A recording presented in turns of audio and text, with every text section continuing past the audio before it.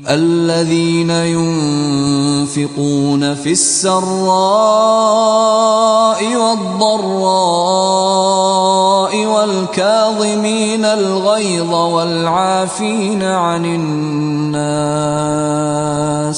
والله يحب المحسنين.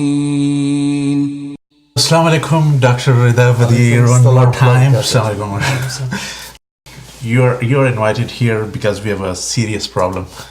And the problem is that we are dealing with the subject of hate, right? Why do we hate in the first place? So last time we had a good conversation about the psychological aspect of hate as well as the philosophical aspect of hate. And we just touched a little bit of the faith aspect of hate, that true belief actually protects you from hate. But then we looked into all these protective factors which protects Muslims, if they truly believe, that protects Muslims from getting into this trap of hate and then ultimately ending up in violence. But the problem with us was that we found so many different references in the Quran. Like, for instance, if you pick up hasad, right, envy, there's so much on that. If you pick up anger, there is so much on that. If you look into the incentives and the punishment and everything in the day of judgment, there's so much there. We needed a scholar to sum it up for us, that how Islam and the message of Islam actually protect us, like all those protective factors are there for us, for as true believers, that we would never ever, if we truly believe, right, that's the condition, we would never ever develop hatred for people to an extent of getting into violent actions or other ways of harming them. So that's the challenge, and that's why you're here. Okay, as an introduction, Bismillah, alhamdulillah, salatu wassalamu ala rasulullah sallallahu alaihi wasallam. First of all, I can see the word faith. Basically, when somebody has faith in God that created him and created the whole universe around him, once you understand the concept of the purpose of our creation, you know, Allah subhanahu wa ta'ala, or God Almighty, summarized that purpose in Surah number 51 and number 56. He said, وَمَا خَلَقْتُ الْجِنَّ وَالْإِنسَ إِلَّا لِيَعْبُدُونَ. I've only created jinn and mankind, but to enslave themselves to me. Whether we like it or we like it, as I always say, that's right. We are slaves to God. We need Him every single second. You and I and Omar and all the viewers cannot guarantee that breath that comes out to come back again. That's right. So we need Allah all the time. So once we have faith in God, then we should go to the message sent to us by God. And that's the books that were revealed through the Archangel Jibreel to the prophets. And that takes us to the next part, which is the role model. So God sent messengers who are humans like you and I. Because if you send somebody who's godly or son of God or this or that, then we have the excuse like, no, oh, I don't have the same qualities or the same potential like him. This is why I can't. But he said, no. You know, for example, Jesus, peace upon him, in the Quran, he said he and his mother used to يأكلان الطعام. They eat food. That's right. Which means they're humans. Okay? And if you're human, then you will need the Creator for everything. So these role models, what they did, they received the revelation, and it was not just like theory.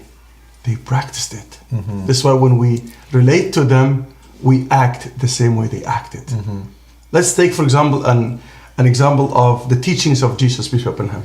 He said, if somebody slaps you on the right cheek, turn the left one to them. Exactly. That doesn't mean weakness, because some people misinterpret this.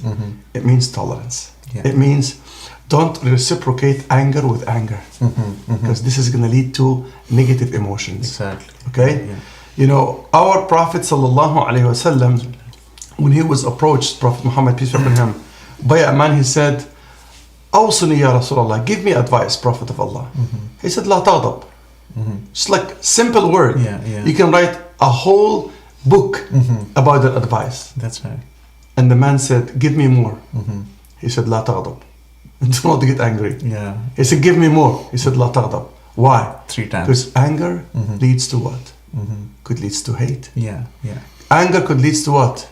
You might kill someone. Exactly. You might harm yourself.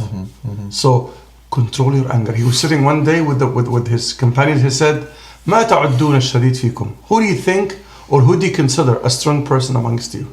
قالوا الشديد منا بالصرعة. Somebody who knocks people out. Exactly like if you were to ask Omar or the young generation, like who do you think is like a strong guy? Yeah, You can say, oh, biceps and like, 6 packs, and right? But then the Prophet ﷺ said, no. ليس الشديد بالصرعة. A strong person is not the person who knocks people out. إنما الشديد الذي يملك نفسه عند الغضب. A strong person is the person who can control himself when he's angry. Yeah. And when God talked about the incentive, okay, Yeah, exactly. in the Quran, if you go to Surah number 3, Ayah 133, God says, وَسَارِعُوا إِلَى مَغْفِرَةٍ مِّن رَبِّكُمْ وَجَنَّةٍ. What's the ultimate goal of every human being? For God to forgive him and to allow him to enter his mercy, That's right. which is in the form of paradise, where he's going to live happily forever. He said, عرضها السماوات والأرض. The expanse of that paradise is equal to the heavens and the earth. أعدت للمتقين. It's created for those who Fear Allah. fear God. Right? So, Yeah. what's the incentive? Paradise, the mercy of Allah. So what should I do then? He said, الذين ينفقون في السراء والضراء. They are those who spend when they have lots of money, at times of lots of money, Yeah. and at times when they have little money. So in thick and thin, as we say. Yeah. Okay? Yeah, exactly. At times when they are rich, at times even when they are poor. Now, the second quality, which is very relevant to what we're talking about, he said, وَالْكَاظِمِينَ الْغَيْظِ. Meaning, and those, not only in the translation of the Quran, or the meaning of the Quran, you'll find curb their anger, control their anger. It's even deeper than that. Because to curb your anger is يَكْتِمْ غَيْظَ. But Allah said, الْكَاظِمِينَ الْغَيْظِ. يَكْظِم means to swallow your anger. Look at that degree. Yeah. Like, Ramadan is coming so far, so quickly. Yeah. Imagine if Umar were to sneak into the kitchen and eat something during the day, and he comes out and he sees you or he sees me, he's gonna be embarrassed. So he's not gonna be chewing, he's gonna Swallow it. swallow the food. So he doesn't even show that he's chewing food. Exactly. Right? So Allah said, don't even show anger in your face, swallow your anger. That takes a strong person to do that. That's right. Yeah. And the next one again refers to Patience. patience. He said, وَالْعَافِينَ عَنِ النَّاسِ. It takes a lot of patience to be able to forgive and forget. Exactly. If you were to ask so many people today, when somebody wrongs you, are you able to forgive? Omar might say, but are you able to forget? I'll keep it here. Yeah. And I always give this example. When you wrong your wife, and then you come back home with a gift and say, sorry honey, I was wrong. She's gonna say, okay, I'll let it go this time. Yeah. Okay? Then a month later, you make the same mistake, you bring a gift and you come back and say, I'm sorry. She said, like last time? But you told me you forgave me. Yeah, I forgave you, but still here. Yeah, I didn't forget. Because if she forgets, then she's not gonna bring it up. That's right. It takes patience to be able to do this. And then Allah said, Wallahu yuhibbul muhsinin. And Allah subhanahu wa ta'ala loves those who do what? He gives you a framework. Yeah. Swallow your anger, step number 1. Forgive and forget, That's right. and do good to those who wrong you. Exactly. You can never even reach hatred. You're so far away from hatred. Exactly. Yeah. Okay? Yeah. So he's saying, do good to those people. And amazingly enough, when you go back to the role model again, the Prophet ﷺ, how many times people mistreat him? A man who was a rabbi called Ibn al-Dughunna, he came to the Prophet ﷺ, and he knows the description of the Prophet ﷺ in the book that was given to Moses, peace be upon him, in the Torah. He said he is very, very patient. And the more you try to make him angry, the more patient he will be. That's one of the signs. So he went to him, the Prophet ﷺ borrowed some money from him. And some people always ask, like, Yeah. why would the Prophet ﷺ borrow from From people it. who are not Muslims? That's right. Yeah. Okay? Because the Muslims might be shy to come and ask for the money again. So he wanted to make sure that somebody is Yeah. going to come and say, give me my money. Exactly. Okay? So this man came before the due date. Mm-hmm. And he said, you know, give me my money. But he didn't ask it in that way. Yeah. He wanted to provoke the Prophet ﷺ and make him angry. Oh. He said, إِنَّكُمْ يَا بَنِي هَاشِمْ قَوْمٌ مُطْلٍ. That's how he started. You, the clan of Hashim, talking about the Prophet ﷺ, you're procrastinating people. As if it's like you take the right of people and then you just like, you know, try to procrastinate. Like, you know, oh, it's not now, come tomorrow. Yeah. And the due date was not yet. Then he said, give me my money. And the Prophet ﷺ smiled. And Umar was sitting there. Umar heard this. He tried to take his sword off. And the Prophet ﷺ said, like, no, don't do this, Umar. And the man was scared. So the Prophet ﷺ said, again, this is the framework of patience. Yeah. And what did he do to him? He said, just tolerate. Let it go. Yeah. Okay? Yeah. He insulted you, don't get angry. Don't have something here. Okay? He said tolerate. And trust the fact that God will reward you for that. Yeah. And then he gave Umar an advice. And he gave Ibn al-Dughunna advice. He said, Umar, both of us needed something better than what you have done.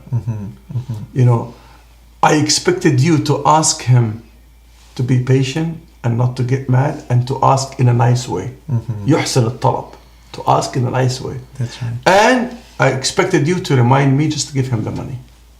Go, bring him his money even though it's not the due date, and give him 20 extra because you scared him. So when Umar did this, what Ibn al-Dughunna do? What did he do? Give He him took more. shahada. Oh. He said, listen, I did what I did on purpose. Yeah, to provoke. Because your description in our book is that the more I try to make you angry, the more patient you will be. And I've seen it in action now. I bear witness that there is no God worthy of worship but God, and you're the messenger of God. And he was a rabbi. So again, Yeah. this is the message. Do you think somebody who hates would treat people like that? No. Do you think somebody tries to make you angry, would you react like that? That's But I want to say something very positive too. Can we hate in Islam? The answer is yes. What do we hate? We hate bad things. We don't hate people. That's right. We hate the bad things that people do. Amazingly enough, the Quran said the law in dealing with all non-Muslims, not only the people of the book, all non-Muslims. And look what Islam teaches us. So number 60, it's called Al-Mumtahina, ayah number 8. Allah subhanahu wa ta'ala says, لا ينهاكم الله. Allah does not forbid you. God does not forbid you. عن الذين لم يقاتلوكم في الدين. As regards those who do not fight you on account of your faith. ولم يخرجوكم من دياركم. And they did not expel you out of your own homes. أن تبروهم وتقسطوا إليهم. To do birr to them. Do you know the meaning of birr? Birr means what Allah commanded this gentleman to do to you and his mom. Birr means like the best good character that you might have, the best manners. Treat them with the best manners. Be grateful, be kind, be tolerant, be accepting, Exactly. be patient. وَتُقْسِطُ إِلَيْهِمْ. And be fair with them. If I'm the boss Yeah. and I have people for the interview, some of them are Muslim, some are not, I shouldn't be biased. That's right. Whoever has the qualification, I give him the job. So be just with them. إِنَّ اللَّهَ يُحِبُّ الْمُقْسِطِينَ. Allah is giving you another incentive here. He says, trust me, I love those who are fair. So Islam is all about justice. Exactly. So can we hate? I said yes, if somebody is doing injustice. We hate the injustice. That's right. And this is why in the entire message of the Quran you always say that the best nation are those who do what? Enjoy what's right. If there's any right cause, we'll go for it. We're part of it. But if there's something wrong, forbid what's wrong. Exactly. This is a very, very good summary. Do you have any question? Are you good? So behind all these points, there's the whole ocean of knowledge, right? And I mean, what I shared is like exactly just not even a drop in the ocean, right? Exactly. So in light of this, the point, the concluding point, and that's how we started the series, right? Because of this huge misunderstanding and misconception that's been spread out there through books and through research and through other media stuff, that Muslims, they hate us, means the non-Muslims, right? And people have taken it literally. They think that there is something in the message of Islam that teaches them to have hatred. In fact, I was asked this question when I was teaching Islam at the University of Wake Forest in North Carolina in 2004. And then they said, do people hate us? I said, what do you mean by us? If you mean the people, give me a reason. I was talking to the Americans. It's like, give me a reason to hate you. What did you do to me? They clapped their hands for 20 seconds. I had to stop them and say, like, let me finish. Okay? Yeah. And then I told them a very special story that happened with me, because I was living on campus in the faculty apartments, and all the buildings of the university are the same. So once I finish work and I want to go to the faculty apartments, I keep going, like, spinning around the place, and I always, like, I can't find my way to my destination. Yeah. So one time when I was so tired, it was snowing, then a very old lady, she was like 74. She was walking by. I said, excuse me, do you know where the faculty apartments, are? She's like, yeah, come with me, I'll escort you. It's close to where I live. I said, what do you mean do you live? Like, do you live on campus? She's like, I live outside the campus, but I'm just like walking. Like, this is my exercise. Yeah. And I was like, wow. She's walking at the university. Yeah. Anyway, so she escorted me and we started chatting. She said, what do you do here? I said, I'm teaching. At that time, I looked very young. She's like, you're too young to be teaching. I said, like, no, I'm an associate professor. She's like, what do you teach? I said, Islam, not Islam. So she smiled. And anyway, I ended up inviting her to sit in my class. As a professor, I can give her the right, to sit in my class, just to be like a participant, just by listening. And she never missed one class, except one time. And the time that she missed the class, even though she's not registered in the class, she left me a box in front of the door that brought tears to my eyes.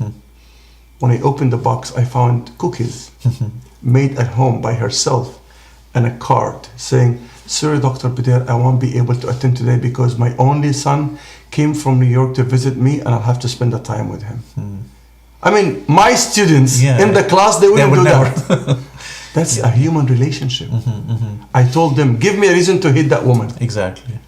Again, I'm stressing the fact that we don't hate people for the sake of hatred. We hate the injustice that they do. We hate the bad stuff that they do. So the fact is, we don't hate people, as you always said. And in fact, the Islam sums it up in Surah number 5, ayah number 32. Allah subhanahu wa ta'ala said, من قتل نفسا بغير نفس أو فساد في الأرض فكأنما قتل الناس جميعا.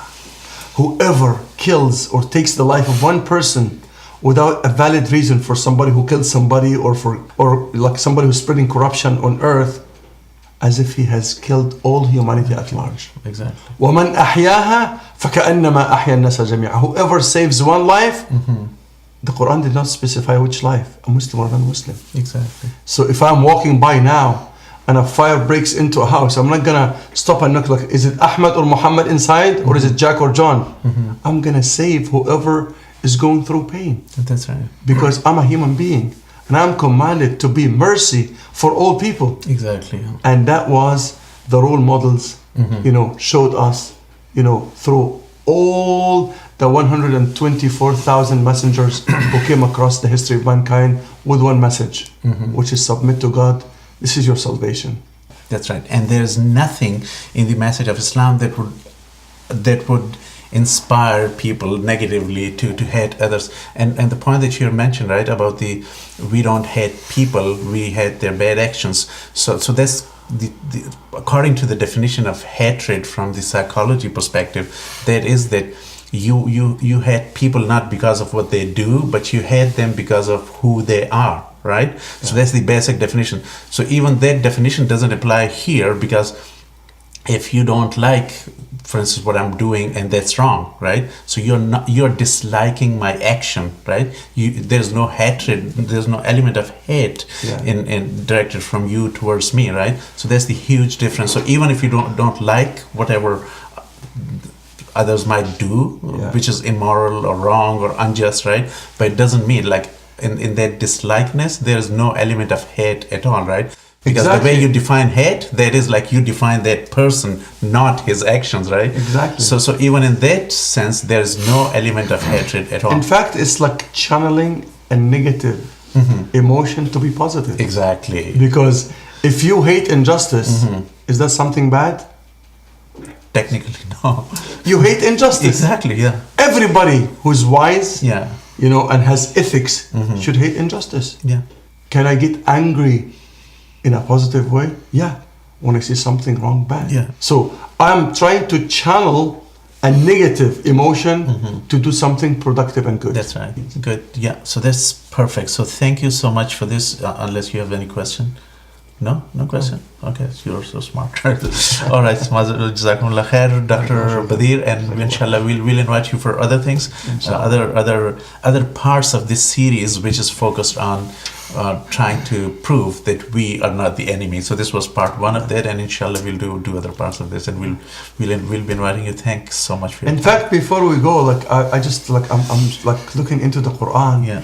Even when Allah Subhanahu wa Taala wants to talk about disliking something, He doesn't use the word hate. Exactly. He said, "La yuhibbullah." Allah doesn't like. Look at the way He puts it. Yeah. Look at the positive message. Allah doesn't like you to do injustice. Allah doesn't like for you to be unfair. Allah doesn't like. So it's not even like Allah hates. That's right. Because He created His creation and He loves them. And no one loves them more than Him. Exactly. So He wants you to be good. But unfortunately, hatred comes from people who are bad by nature. So can I say somebody is like bad by nature, or like he's created to be bad? No. People have a free will. And their They choices. choose it, and then it becomes their character. That's right. And then they get stuck. That's right. Yeah. Yeah. But It still, becomes part it's of their never, behavior. and it's never too late. Yeah. Our job is to be tolerant and patient with these people and say, come back. We know how to teach you how to love Yes. and stop hating. Thank you so much again. Jazakumullah khair. وإياكم. Assalamu alaikum. Assalamu alaikum. Assalamu alaikum. والله يحب المحسنين